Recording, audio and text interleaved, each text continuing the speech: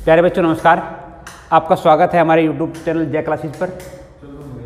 आज हम आपके लिए हिस्ट्री की पहली क्लास लेकर आए हैं। जिस तरह हमने ज्योग्राफी की क्लास चलाई, जिस तरह हमने ज्योग्राफी की आपके लिए 33 क्लास चलाई, इसी तरह हम हिस्ट्री क्लास शुरू कर रहे हैं। आज हमारी हिस्ट्री की पहली क्लास है। हमारा पूरा प्रयास रहेगा कि आपके लिए कक्षाएँ लाभदायक हो। हम शुरू करते हैं कि इतिहास और इतिहास को समझने का प्रयास करते हैं कि इतिहास है क्या। तो हम इतिहास के हिस्से करते हैं बच्चों, और हिस्से किस तरह से करते हैं इसके 3 भाग कर लो इतिहास के। एक हो गया प्राचीन इतिहास, एक हो जाएगा मध्यकालीन,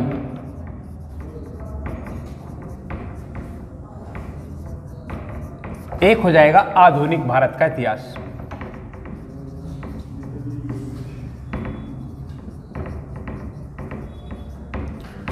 पूरे इतिहास को इन 3 भागों में इस तरह तोड़ा गया। एक प्राचीन इतिहास हो गया, एक मध्यकालीन इतिहास हो गया और एक आधुनिक इतिहास हो गया। ठीक है, डेट वगैरह के बारे में फिर बात करते हैं। डेट से संबंधित भी एक बात कर लेंगे आपसे आज ही। इसके उन्होंने कर दिए कुछ हिस्से। एक कर दिया प्रागे ऐतिहासिक काल, प्रागे ऐतिहासिक काल। एक कर दिया आद ऐतिहासिक काल,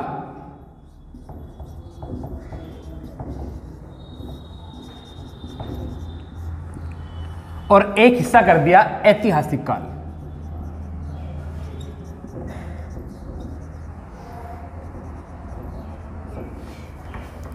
ये जो प्राचीन इतिहास है, इसका टाइम पीरियड अगर हम बात करें तो टाइम पीरियड इसी के अंदर आ जाएगा।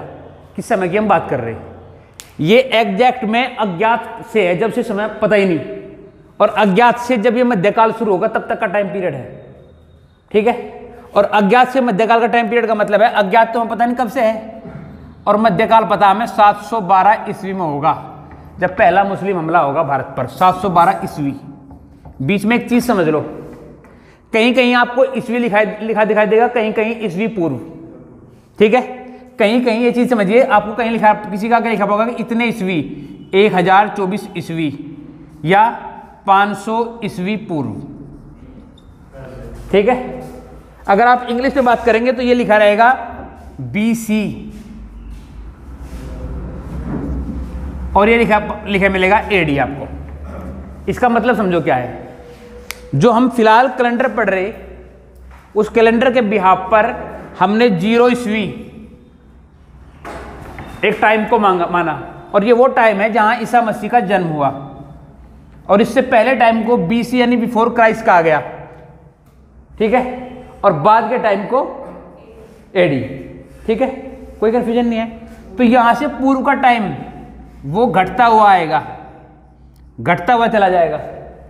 सपोज करो यहाँ 500 ईस्वी पूर्व था, तो इससे बाद में अगर यहाँ पहुंचेंगे तो 400 ईस्वी पूर्व हो जाएगा, फिर 300, फिर 100, फिर 0, और इससे ऊपर भी फिर इसी क्रम में इस तरह बढ़ेंगे 0 से, फिर 100, 200। आज हम कहाँ हैं, 2000। तो ये आपको समझ के चलना पड़ेगा। ठीक है, कोई कंफ्यूजन नहीं। तो मैं बात कर रहा था कि अज्ञात से 712 ईस्वी पूर्व तक का टाइम इसमें आ जाएगा, और इसके अंदर मैंने 3 भाग लिख दिए। मैंने लिखा है प्रागे ऐतिहासिक काल, ठीक है, एक आद ऐतिहासिक काल और एक ऐतिहासिक काल। इस शब्द का मतलब है प्रागे ऐतिहासिक काल एक ऐसा काल है जिसमें इतिहास का कोई लिखित साक्ष्य प्रमाणित नहीं है, यानी इस काल में आपको इतिहास का कोई लिखित साक्ष्य नहीं मिलने का। और आद ऐतिहासिक, इसका मतलब है कि इतिहास लिखा हुआ तो है। आद ऐतिहासिक मतलब आधा, यानी कि इतिहास लिखा हुआ तो है पर कोई उसे पढ़ नहीं पाया। ठीक है, और इसके बाद का काल है ऐतिहासिक काल, जिसमें लिखावट को पढ़ा गया है, उसे ऐतिहासिक काल कहा गया है। ठीक है, तो इसके भी सर 2 हिस्से हो गए। यहां इसका एक हिस्सा हो गया पाषाण काल। आउट ऑफ कैमरा तो नहीं है इधर ये, और ये हिस्सा हो गया ताम्रकाल। ठीक है। पाषाण काल का मतलब है वो काल जिसमें पत्थरों की जानकारी के आधार पर हमने इतिहास को की व्याख्या करी। और ताम्र काल ये कि पहली धातु जो थी मानव इतिहास की वो तांबा है, और उसके आधार पर इस काल को ताम्र काल कहा गया। ठीक है। इन दोनों का टाइम अगर हम डिवाइड कर ले तो ये अज्ञात से 2500 ईस्वी पूर्व का काल है। और बात करें ताम्रकाल की तो ये 3000 ईस्वी पूर्व से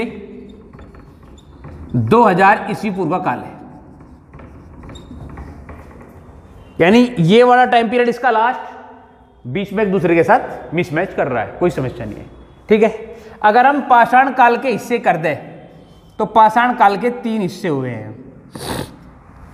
पहला हिस्सा हो गया पूर्व पाषाणिक काल या पुरा पाषाण काल। दूसरा हिस्सा हो गया मध्य पाषाण काल।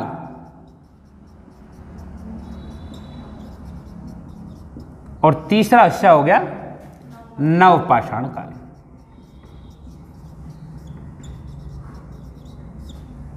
ये जो है अज्ञात से 8000 ईस्वी पूर्व का काल है। ठीक है। ये वाला 8000 से 4000 ईस्वी पूर्व, और ये 4000 से 2500 ईस्वी पूर्व का काल है। ठीक है। कोशिश करो, मेरा पूरा खून फूक रहा है, मैं यहाँ काम कर रहा, पूरी मेहनत कर रहा, और तुम किसी और काम में व्यस्त हो, तो कोशिश करो कि ना घूमे। मैंने कहा मैं फिलहाल किसी समस्या में चल रहा, ऐसा ना हो कहीं का मामला कहीं उतर जा और तुम फिर परेशानी में आ जाओ। यहाँ तो आओ ही नहीं, सारी ज़िंदगी परेशान रहोगे, क्या हुआ तुम्हारे साथ। तो इसलिए वो ना करो, काम गलत हो जाएगा, मेरे हाथ तो गलत हो जाएगा, उसे मुझे मजबूर ना करो गलत करने के लिए। तो मैं क्या बता रहा आपको, ये 3 टाइम पीरियड डिफाइन करें। तो जब हम इस टाइम की बात कर रहे हैं तो पत्थरों के आधार पर पूरा पाषाण काल को डिफाइन किया गया। वहां से जो पत्थर मिले उसके आधार पर व्याख्या करी गई और ये देखा गया कि मानव किस प्रकार की सभ्यता से जी रहा था। तो पूरा पाषाण काल का जो पत्थर है वही उस काल के मानव की बौद्धिक क्षमता की बात कर रहा है कि उस काल के मानव की सोचने की क्षमता कैसी थी। तो पत्थर कहता है, पत्थर है, उसकी शेप के आधार पर हम डिफाइन कर रहे हैं। इस काल में जो आदमी हथियार प्रयोग कर रहा था पत्थर का, वो अनशेप्ड है, मतलब उसमें आदमी ने ज़्यादा काट छाट नहीं करी, ज़्यादा समझदारी नहीं करी, और पत्थर भारी और बिना रेज के है, बिना धार के। यानी एक मोटा पत्थर लेकर कोई व्यक्ति कहीं छिपकर बैठ गया, कोई जानवर आया उस पत्थर की दबा लिया और मार दिया, उसे मारकर उसका शिकार करके खा गया। ठीक है। इस कारण इस काल के मानव का जो विकास है वो इन दोनों कालों की तुलना में बहुत कम है, पत्थर कहता है इस बात को। ठीक है। जैसे ही पूरा पाषाण काल से मध्यकाल की ओर आदमी बढ़ा, मानव बढ़ा, तो मानव ने क्या करा, उसकी बुद्धि का विकास हुआ। और बुद्धि का विकास इन 8 से 4000 के वर्ष में बहुत तेजी के साथ, इसकी तुलना में बहुत तेजी के साथ हुआ ये कि उसने पत्थर, ये कहता है, पत्थर को देखकर पता चलता है कि अब उसने पत्थरों को हल्का कर लिया और उन पत्थरों में धार देनी शुरू कर दी। जो उस पूरा पाषाण कालिक पत्थर है उसकी कोई धार नहीं, कोई स्थिति नहीं, आकार में बड़े है, भारी है वजन में। जैसे ही वो पूरा पाषाण काल से मध्य पाषाण काल में पहुंचेगा तो उसके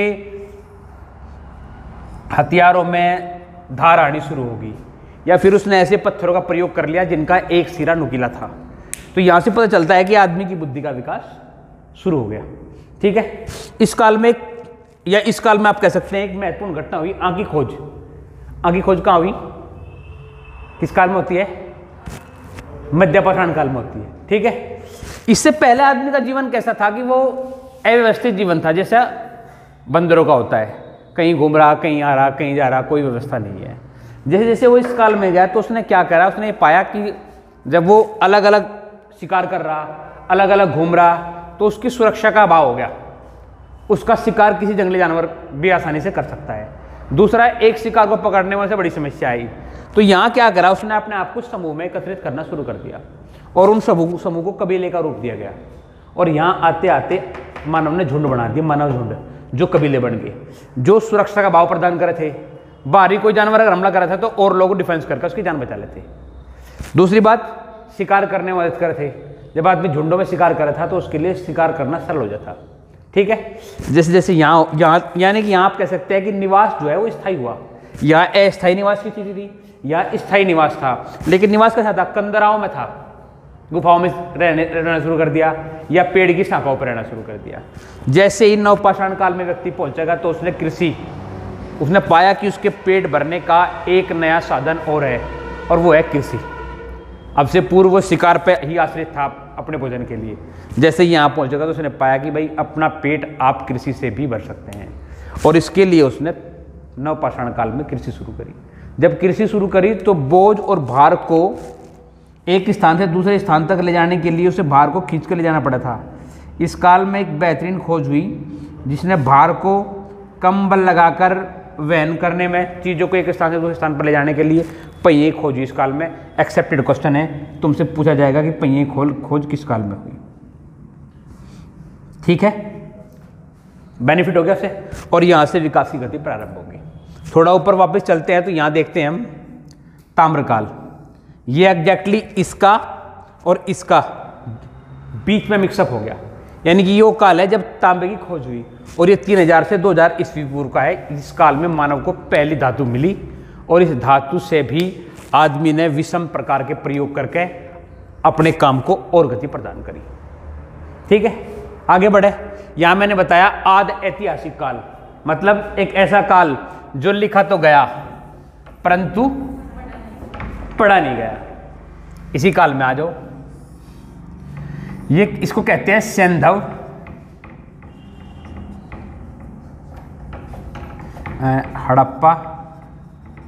हड़प्पा सभ्यता का काल अथवा सिंधु सभ्यता का काल।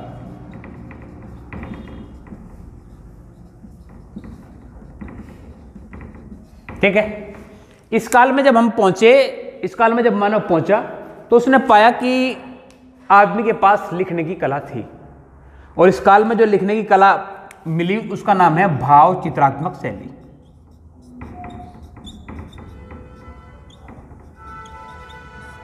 और इस भाव चित्रात्मक शैली में ये तो पता चल गया कि इसने लिख रखा किसी बात तरह से, लेकिन इसे आज तक कोई पढ़ नहीं पाया। ठीक है, तो इस कारण से ये काल ऐसा काल हो गया जो लिखा तो गया लेकिन पढ़ा नहीं गया। थोड़ा इससे आगे बढ़े, टाइम पीरियड आप समझिए क्या हो गया इसका, 2500 से 1750 टाइम पीरियड चल रहा है ईस्वी पूर्व। डाउट तो नहीं किसी को यहाँ तक? इनके बारे में मैं अलग से व्याख्या करूंगा, अभी तो मैं सिर्फ पूरे यहाँ तक के सिस्टम को समझाने की कोशिश कर रहा हूँ, टाइम पीरियड को। ठीक है, अब आगे चलते हैं ऐतिहासिक काल। ऐतिहासिक काल में आ गया वैदिक काल, और वैदिक काल से आप 712 तक के टाइम को, 712 ईस्वी तक का टाइम जो है ये भारत का ऐतिहासिक काल है। ये वो काल है जब लिखा भी गया और पढ़ा भी गया। 600 ईस्वी के बाद का कह सकते हो आप, ज़्यादा लिखावट और पढ़ाई का जो है काम तेजी के साथ फैला। लेकिन वैदिक काल है तो इस काल में ऋग्वेद आया और अन्य 4 वेद आए, और उनके आड़े से पढ़ाई और लिखाई का काम तेजी से चला। आप जानते हैं संस्कृत उस समय लिखी गई थी और आज भी पढ़ी जाती है। इस काल में 600 के बाद की एक घटना है जिसमें एक लिखावट लिखवाई गई, उसके बारे में बात करूंगा। एक व्यक्ति ने जो है खरोष्टी लिपि का प्रयोग करा लिखने में, और कोई व्यक्ति बाहरी आया उसने पढ़ी, उसके बारे में बाद में बात करता हूँ। यहाँ तक किसी को डाउट हो तो बताओ, फिर मैं चलता हूँ आगे इतिहास में घूम कर कहीं से। ये तो सिर्फ मैंने व्याख्या करी कि इसे पढ़ेंगे हम, अब उसे पढ़ेंगे कैसे, इस पर चलते हैं, आगे बढ़ जाओ। ठीक है, यहाँ तक तो किसी को डाउट नहीं?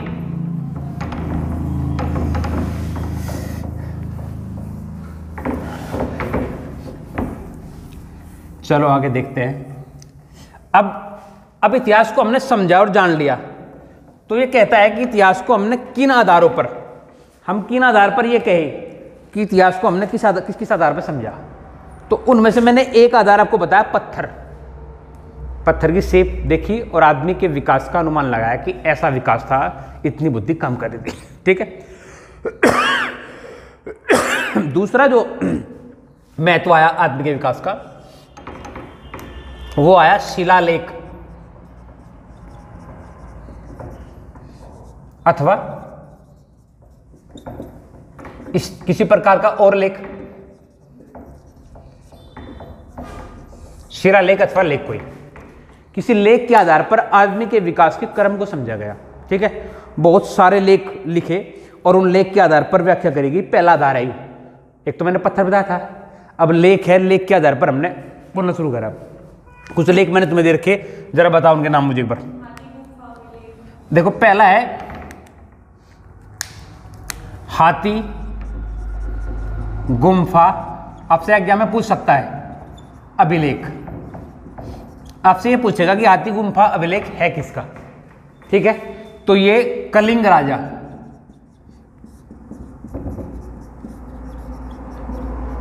खारवेल का अभिलेख है। अभिलेख क्या कहता है?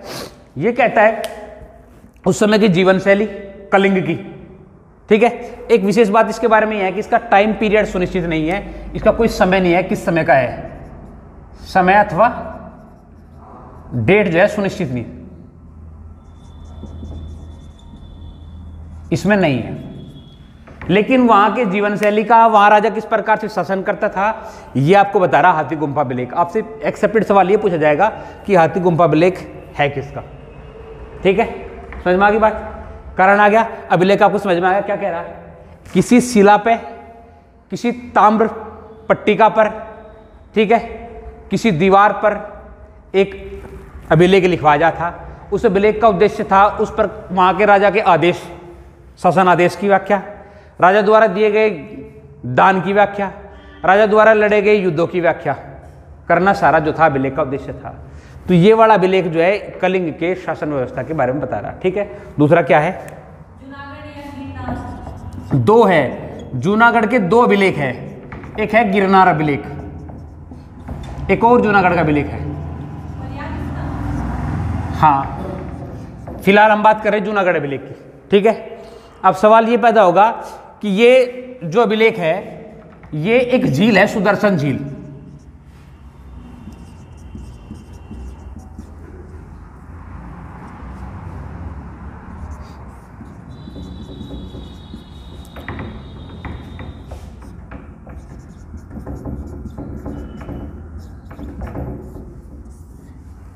ये जो जूनागढ़ अभिलेख है ये सुदर्शन झील के निर्माण के बारे में बात कर रहा है।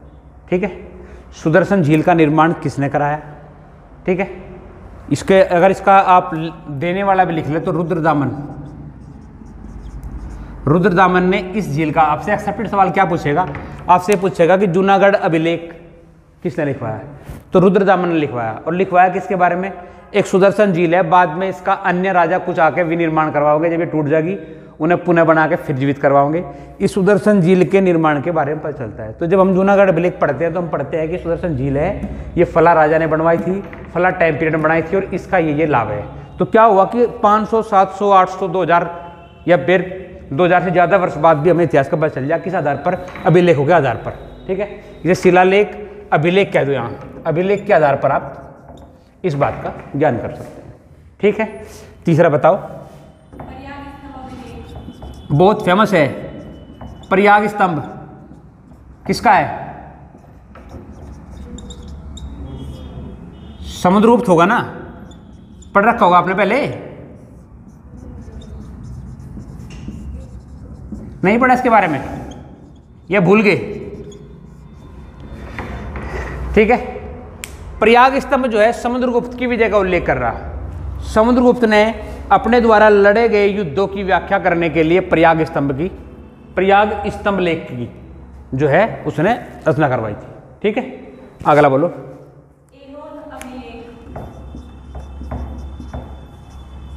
एरोन हॉल अभिलेख होगा। ठीक है, एरोन अभी इसके बारे में बात करता हूं बाद में, एक बार सारे अभिलेख आ जाए एरोन के बारे में फिर बात। अगला बोलो।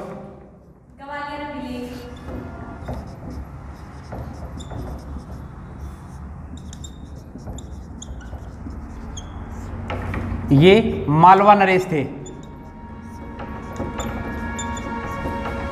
भोज।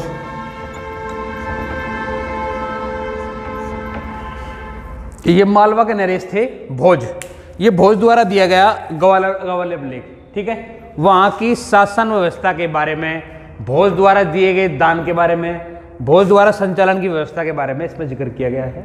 ये भी पठ्य अभिलेख है, इसको भी आसानी से पढ़ा गया है। अगला बोलो। हाँ देखो, मैंने बताया था ना, दो आए, ये है भीतरी गिरनार है, ये भी गिरनार है, भीतरी गिरनार अभिलेख। ये गुप्त द्वारा बनाया गया। अगर एग्जैक्ट नाम रखना चाहोगे तो स्कंद गुप्त।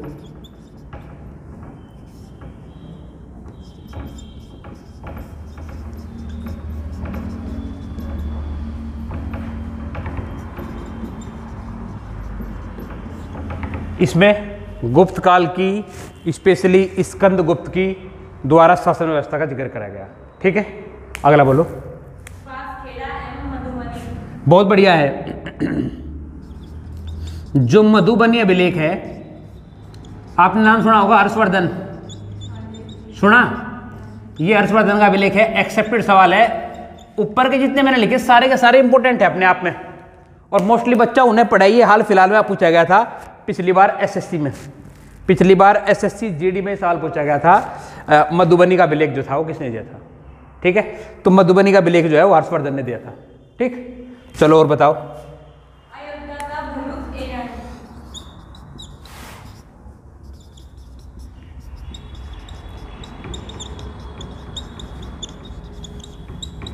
ठीक है, अयोध्या का अभिलेख और एक भरहूत का। ध्यान रखना, भरहूत के स्तूप भी है, लेकिन ये भरहूत का अभिलेख है। ठीक है, दोनों के दोनों शुंगों द्वारा।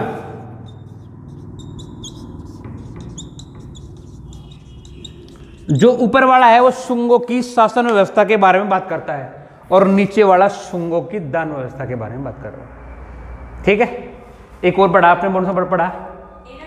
एरन अभिलेख। इसे भी जिक्र कर लेते हैं, ये भी इंपॉर्टेंट है। ये भानुगुप्त का अभिलेख है। किसका है? ठीक है, और बचा इसमें कोई? इसके बारे में एक विशेषता है भानुगुप्त के अभिलेख में। इस अभिलेख में क्या लिख रहा है? इस अभिलेख में सर्वप्रथम सती होने वाली महिला का जिक्र है। ये अभिलेख इतिहास में इसीलिए जाना जा, एरन अभिलेख जो है भानुगुप्त का, ये इतिहास में सर्वप्रथम जो महिला सती हुई उसका जिक्र कर रहा है। यानी कि आपसे एक्सेप्टेड सवाल ये पूछेगा कि सर्वप्रथम सती होने वाली महिला का जिक्र किस अभिलेख में है, तो वो एरन अभिलेख में है आपका। ये बताओ यहाँ तक कोई समस्या है क्या? ठीक है, नहीं है। जो एरोन हॉल अभिलेख है, इसके बारे में जब मैं इनकी सबकी इकट्ठी व्याख्या करूंगा तब जिक्र करूंगा, इसे मैंने अभी छोड़ दिया। ठीक, तो ये एक माध्यम हो गया इतिहास को समझने का, यानी कि जितने अभिलेख आए उनके आधार पर इन अभिलेखों का टाइम पीरियड डला हुआ है, और टाइम पीरियड में राजा का नाम डला हुआ है। राजा के नाम के आधार पर हम ये व्याख्या करते चले आए कि फला राजा ने ये बात कही और ये स्थिति रही, इनके आधार पर हमने अभिलेखों का जिक्र कर लिया। ठीक है, इतिहास समझने का एक माध्यम समझ में आ गया। इनमें से एक्सेप्टेड सवाल आ जा, ध्यान रखना कोई भी आपसे मिस ना हो, सारे के सारे आपको अच्छे से याद करने हैं। इनसे किसी ना किसी से आपसे एक्सेप्टेड सवाल जरूर पूछेगा। अगर आप एरोन हॉल की बात करें, और एरोन हॉल का जो जिसने दिया एरोन हॉल, तो वो है व्यक्ति जिसने एरोन हॉल की स्थापना करवाई, जिसने हर्षवर्धन को पराजित करा था, वो कौन था? पुलकेशिन द्वितीय। तो एरोन हॉल जो है वो वैसे लिखवाया था पुलकेशिन द्वितीय ने। ठीक है, लिखवाने वाले का नाम। अब एक चीज समझ में आ गई आपको, अभिलेख समझ में आ गया। अभिलेख एक माध्यम है जिससे इतिहास का पता चल सकता है। दूसरा माध्यम क्या है भाई? मुद्राएं। ठीक है, प्राचीन काल से ही, चाहे वो सिंधु सभ्यता हो या उसके बाद का इतिहास हो, वो मुद्राओं के आधार पर सही सही व्याख्या करी जा। अगर ज्यादा अच्छा समझना है तो 206 ईस्वी पूर्व से 300 ईस्वी तक का जो टाइम पीरियड है, मुद्रा इसके बारे में तो बिल्कुल सटीक व्याख्या करती है। मैंने कहा सैंधव काल में भी मुद्रा थी जिन्हें टेराकोटा कहा जाता। ठीक है, वे सैल घड़ी की मुद्रा होती। उस काल के जो है व्यापार व्यवस्था के बारे में ठीक से व्याख्या करें, और ये बताया कि व्यापार कहाँ से कहाँ तक था, ये बताती है। क्यों?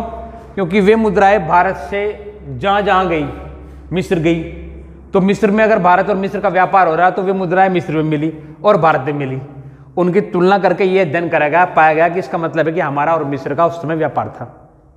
समझ में आई बात? किसी राजा की मुद्राओं पर आपको जो है जलपोत बना मिला, हमने पाया कि इसका मतलब है कि उस व्यक्ति का जो है समुद्र में विशेष प्रभाव था। ठीक है। किसी राजा की मुद्राओं पर धार्मिक बातें लिखी मिली और देवी देवताओं की मुद्रा मिली, तो हमने उसके आधार पर यह आकलन कर लिया कि उस राजा के टाइम पीरियड में फला धर्म का प्रभाव रहा है। ठीक है। किसी राजा की मुद्राओं पर बौद्ध धर्म के अगर उत्कीर्ण मिले तो हमने जान लिया कि वो व्यक्ति बौद्ध धर्म की धार्मिक विचारों को स्वीकार करने वाला व्यक्ति था। इसका मतलब है कि मुद्राएं भी एक विशेष भूमिका निभाती है। ठीक है।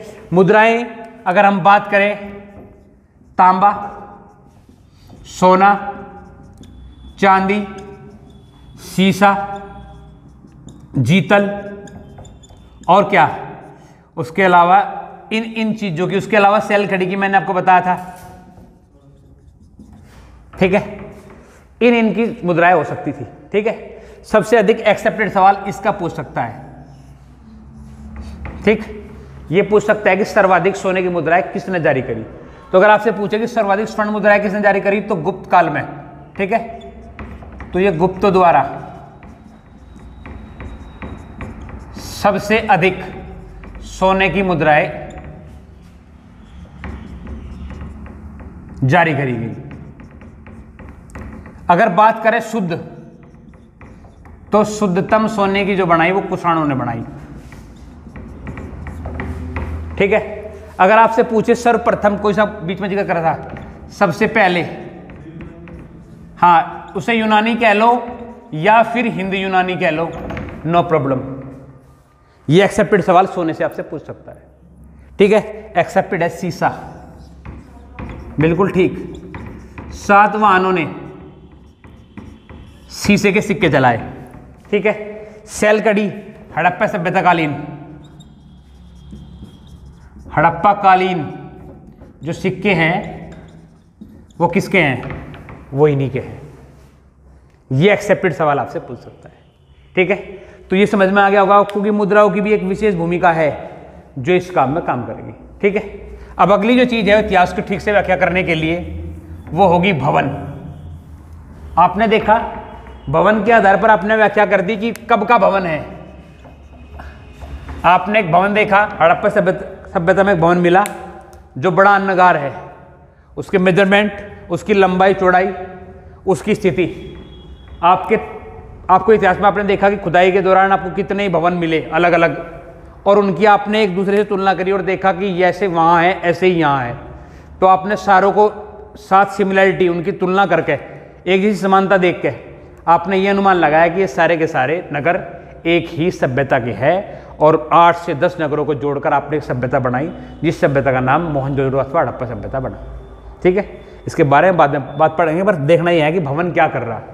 ठीक है। जैसे उत्तर भारत और दक्षिण भारत में बनने वाले मंदिर एक स्पेशलिटी रखते हैं बनने का। जो मंदिर उत्तर भारत में बनते हैं वो है नागर शैली के। ध्यान रखना बच्चों, एक्सेप्टेड सवाल है, पूछेगा आपसे। और जो मंदिर दक्षिण भारत में बनते हैं, कोशिश करो कि बैठ के लोट करना पड़ो। ठीक है। ये द्रविड़ शैली के हैं। इतना आराम अगर चाह रहा तो फिर पढ़ने की जरूरत क्या है? फिर तो घर ही लेट जाया करो, फिर तो घर ही सो जाया करो भाई, फिर तो मौसम भी ठंडा होने वाला बस। ठीक है। तो मैंने बताया कि ये क्या है, भवन ही तो है। इस आधार पर उत्तर भारत में आपको नागर शैली के मंदिर मिलेंगे और दक्षिण भारत में आपको मिलेंगे द्रविड़ शैली के। दक्षिण में ही कुछ जगह इन दोनों मंदिरों का आपको वो भी मिलेगा, मतलब इकट्ठा एक ऐसा सिस्टम मिलेगा कि जो दोनों, अगर दक्षिण पथ उसे कहते हैं, दक्षिण पथ, दक्षिण पथ पर आपको नागर प्लस द्रविड़ दोनों शैली के मंदिरों का जोड़ भी मिलेगा। ठीक है। उसके अलावा अगर आप उत्तर भारत में चले जाएंगे मथुरा की तरफ, तो यहाँ आपको यूनानी शैली के मंदिर भी मिलेंगे। ठीक है। जो यूनानी शैली और इंडो यूनानी शैली पर आधारित पर बने हुए हैं। ठीक है। तो मैं बात कर रहा था भवन। भवन के आधार पर भी आप समय का अंदाजा लगा सकते हैं। और क्या रहेगा, और आ जाएगी मूर्ति, मूर्ति कला। अगर आप इतिहास में ठीक से समझेंगे और जानेंगे तो मूर्ति कला जो है 600 ईस्वी के पश्चात ही मिलेगी। एग्जैक्टली अगर देखेंगे तो 300 ईस्वी पूर्व का काल, और सबसे अधिक अगर आप देखेंगे तो वो गुप्त काल, सॉरी गुप्त नहीं, मौर्य वंश, मौर्य वंश में सबसे अधिक मूर्तियां मिली है। ठीक है, ऐसा नहीं इससे पहले मूर्ति नहीं मिली। आपने देखा कि हड़प्पा काल में एक नर्तकी की मूर्ति मिली, हड़प्पा काल में शिव की मूर्ति मिली। शिव हड़प्पा सभ्यता से प्राचीन पाषाण काल में भी आपको शिव की मूर्ति के अवशेष मिलेंगे या मूर्ति मिलेगी शिव की, तो मिली। लेकिन मैंने बताया कि जो काल मूर्तियों के लिए फेमस हुआ वो 600 के बाद का, या आप कह सकते हैं 300 ईस्वी के आसपास का। और 300 ईस्वी के आसपास का कहेंगे तो मौर्य वंश जो है, मौर्य वंश 600 के बाद में पड़ेगा जस्ट, लेकिन मौर्य वंश सबसे अधिक मूर्ति निर्माण में रहा। और यहाँ से एक बात पैदा हुई कि भारत में 200 ईस्वी पूर्व के जो आसपास का जो टाइम पीरियड था वो मूर्ति का संबंध हो जाता सीधा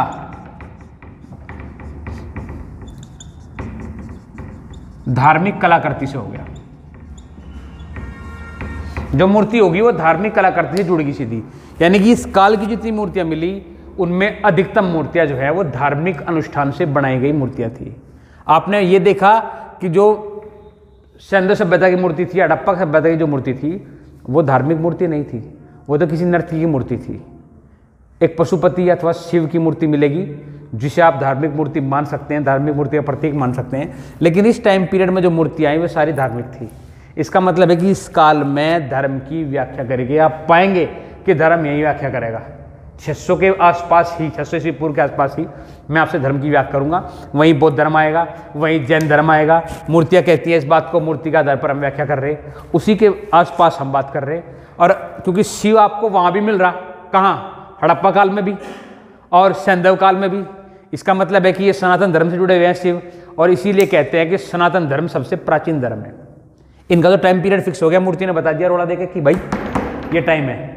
लेकिन शिव आपको हड़प्पा में मिल रहा और पूरा पाषाण में मिल रहा, तो इस कारण से सनातन धर्म को सबसे प्राचीन धर्म माना गया। ठीक है, लेकिन शैव धर्म की बात करेंगे तो वो फिर उसके विकास की जो बात करेंगे उसके बारे में करेंगे हम बाद में बात। ठीक है, तीसरी स्थिति होगी। चौथी जो स्थिति आई वो आई अवशेष।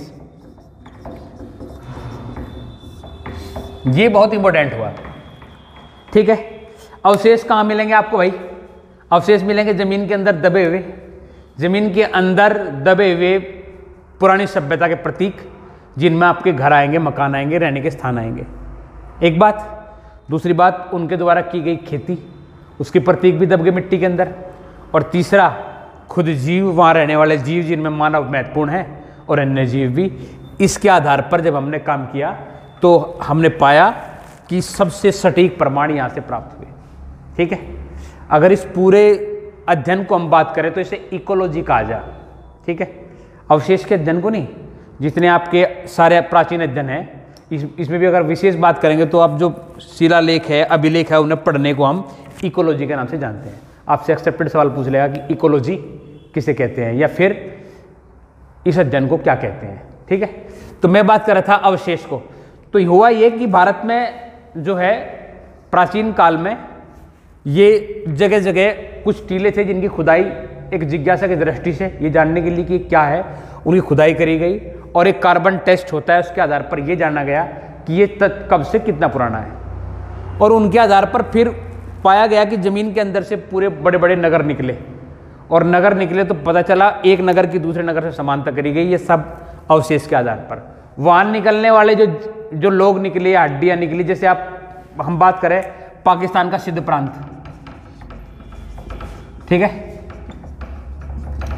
सिंध प्रांत है, और एक पाकिस्तान में नदी है, नदी मुझे याद नहीं आ रही, नदी क्षेत्र है, वहाँ से 4 लाख से 2 लाख वर्ष पूर्व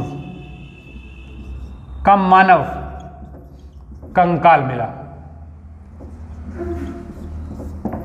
यानी जो खुदाई हुई और उसका टेस्ट निकाला गया तो पाया कि वो 4 लाख से 2 लाख। इसका मतलब पाकिस्तान भारतीय क्षेत्र में है, इसका मतलब है कि वो भारत में मानव सभ्यता 4 लाख वर्ष पुरानी है। इस आधार पर हम दावे के साथ कह सकते हैं। ठीक है, समझ में आई बात। जो सिंध प्रांत है पाकिस्तान का, वहाँ खुदाई हुई, उस खुदाई क्षेत्र में पाया गया कि वहाँ जो अवशेष थे मानव के वो 4 लाख वर्ष पुराने हैं। तो सारा काम कौन कर रहा? अवशेष के आधार पर व्याख्या कर रहे हैं, और अवशेष के आधार पर ही हम इस चीज़ को डिफाइन कर रहे हैं। आपका सिनोली क्षेत्र है, उसका रिसर्च अभी तक पूरा नहीं हुआ। सिनोली क्षेत्र का रिसर्च अभी अधूरा है। सिनोली क्षेत्र में अभी रिसर्च चल रहा है। जैसे ही सिनोली खुदाई आपके पास में पड़ता है, सिनोली आपसे हार्डली 10-11 किलोमीटर होगा। आप कभी गए नहीं, इस दृष्टि से नहीं गए कि वहाँ कभी खुदाई हुई। वैसे गए होंगे किसी रिलेटिव के यहाँ, पर वैसे नहीं पहुँचे। तो वहाँ क्या हुआ है, सिनोली में आई थिंक 9 से 11 वे मिली है कब्रें, ठीक है, और एक मिला है रथ, ठीक है।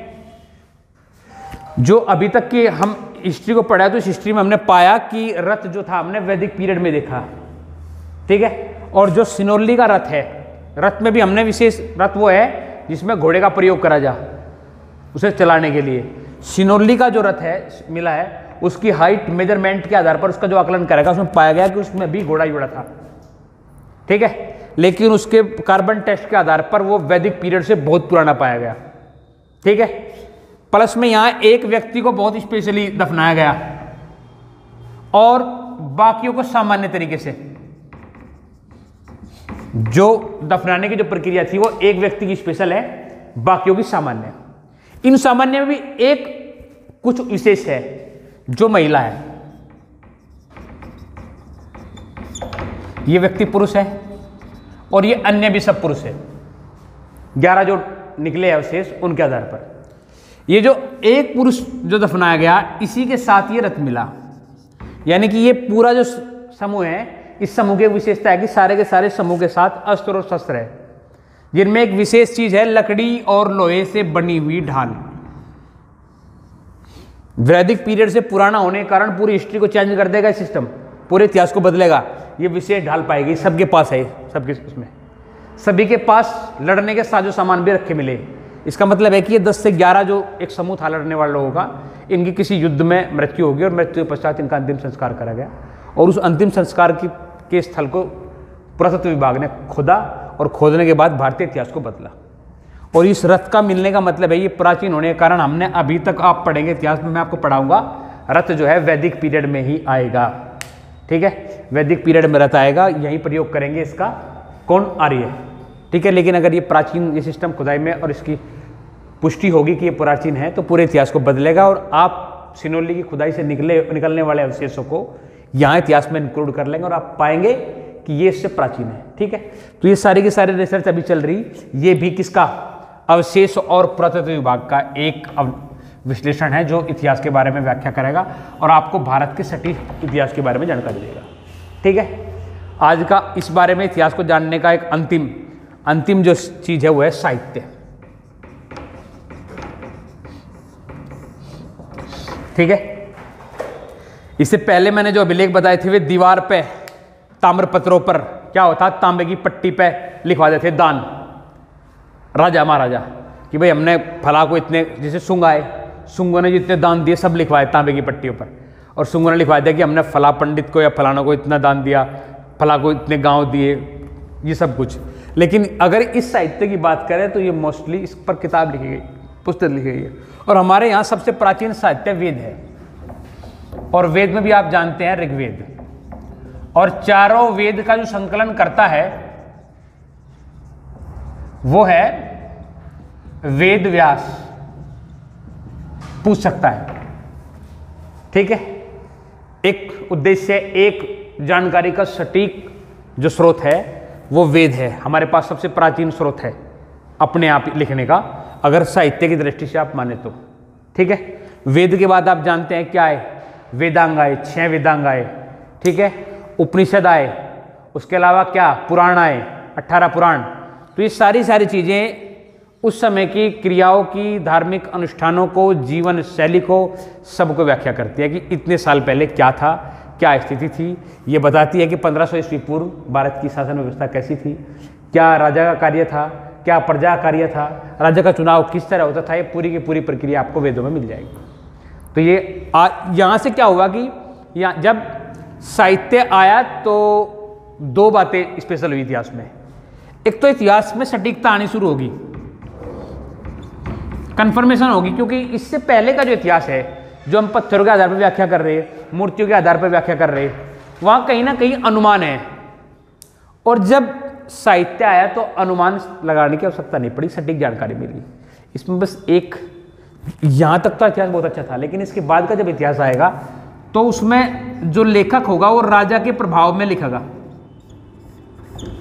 अब पढ़ेंगे कि बहुत सारे बाहरी दार्शनिक भारत में आते हैं और वो लिखते हैं, ठीक है, बहुत सारे भ्रमणकारी आएंगे वो लिखेंगे, या राजा के दरबार का कोई कवि इतिहास को लिखेगा और अपनी किसी पुस्तक में लेखन करेगा। तो उसमें एक थोड़ी सी समस्या आएगी कि वो कई बार राजा के प्रभाव में लिखेगा, और वो जो लिख रहा है उसे हम पढ़ते हैं, वो कई बार अप्रासंगिक हो जा, कई बार हमें बाउंस कर जा, महसूस होना शुरू हो जाए कि यार ये संभव नहीं है, ऐसा हो नहीं सकता। उनके अस्त्र शस्त्रों के आप बारे में व्याख्या करेंगे या राजा के पराक्रम के बारे में इतना बड़ा चढ़ा के लिख दे हो कि वो हमारे लिए अनएक्सेप्टेड हो जाए, ये जानना कि उसने ऐसा काम करा था कि नहीं करा था। लेकिन इतिहास है और हमें आपको सिर्फ कुछ सवालों के जवाब देने एग्जाम में, तो उस दृष्टि से हमें समझ कर चलना पड़ेगा। ये अंतिम स्रोत है जिसके आधार पर हम इतिहास की व्याख्या कर रहे हैं। तो बच्चों इन आधार पर हम इतिहास की व्याख्या करेंगे, कल हम इससे आगे बढ़ेंगे। मुझे पूरी उम्मीद है कि यहाँ तक आपको कोई डाउट नहीं हुआ होगा। मैंने कोशिश की है कि पिछली बार से इस बार के लेक्चर में इम्प्रोवाइजेशन लागू करूँ और कुछ आपको बेहतर मिले, ठीक है। तो यहाँ से कोई डाउट हो तो पूछ लो, कोई सवाल तुम्हारा हो तो पूछ लो। कोई डाउट नहीं है, समझ में आ रहा? ठीक है। आपने वीडियो जो है इतनी ध्यान से देखा, उसके लिए बहुत बहुत धन्यवाद। Thank you very much.